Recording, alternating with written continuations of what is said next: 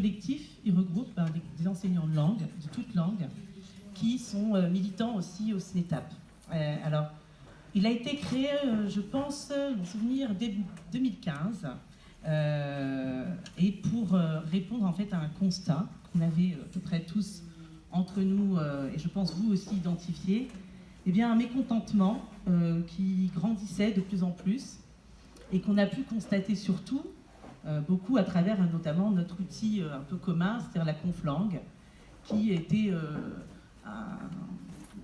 un bon outil d'échange, etc., et qui devenait plus proche d'un cahier de doléances de chaque personne, des problématiques rencontrées dans ces établissements. Bien sûr, les auteurs du cadre se placent, si vous voulez, dans la continuité du modèle de l'approche par les tâches, on va le voir, mais qui est un modèle qui, notamment chez les anglo-saxons, mais le modèle actionnel va au-delà puisqu'il va placer, si vous voulez, la pratique et l'apprentissage de la langue au sein d'un agir social complexe et authentique. C'est-à-dire qu'on se retrouve dans une problématique où c'est plus seulement le document qui doit être authentique, mais la situation elle-même.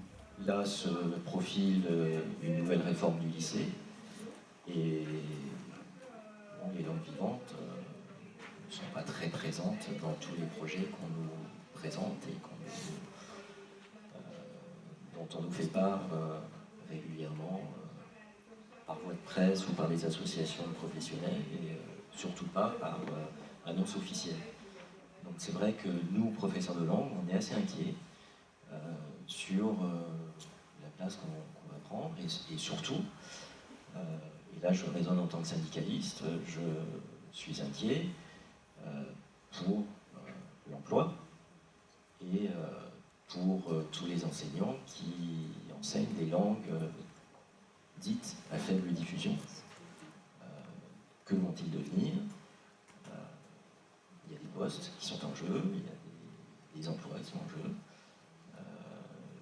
Nos collègues sont déjà très peu nombreux. Ils interviennent sur plusieurs établissements à la fois.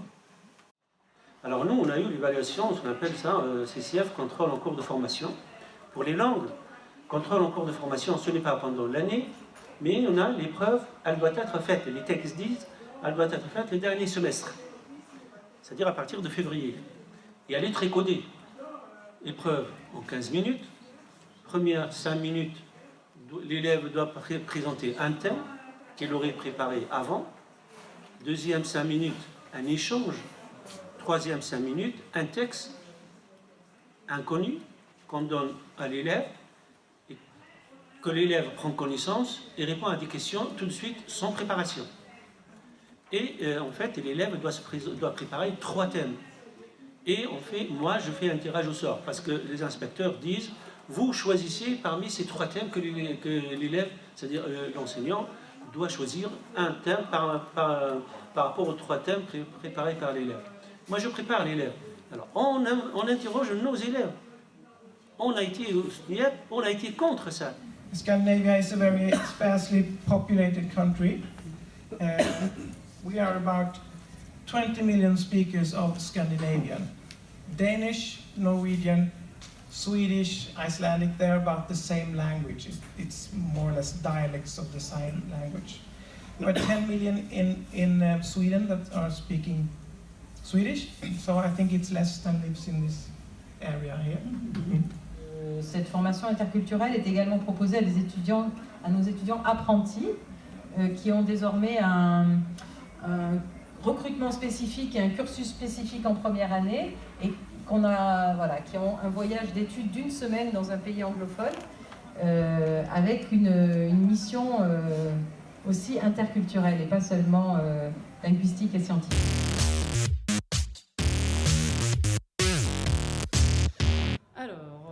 C'est-à-dire que pour nous, par rapport à l'enseignement agricole, on va dire que c'était peut-être un peu plus facile d'enseigner l'anglais parce que c'est indispensable pour un marin de pratiquer l'anglais.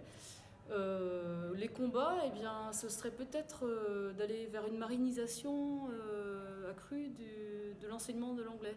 Parce que pour l'instant, nos inspecteurs, quand ils viennent dans les écoles, nous demandent de faire des cours comme à l'agriculture. Or, si on veut motiver les élèves, c'est vrai que par le biais du maritime, ça peut être une piste en fait. Alors c'est vrai que je ne sais pas comment ça se passe dans les autres lycées, à part à Minitel et donc dans mon lycée. Il manquerait peut-être du matériel, particulièrement informatique. Donc au niveau des langues, on aurait besoin peut-être de quoi faire un laboratoire de langue, de quoi utiliser plus facilement les smartphones qu'ils ont dans leur poche, les tablettes peut-être.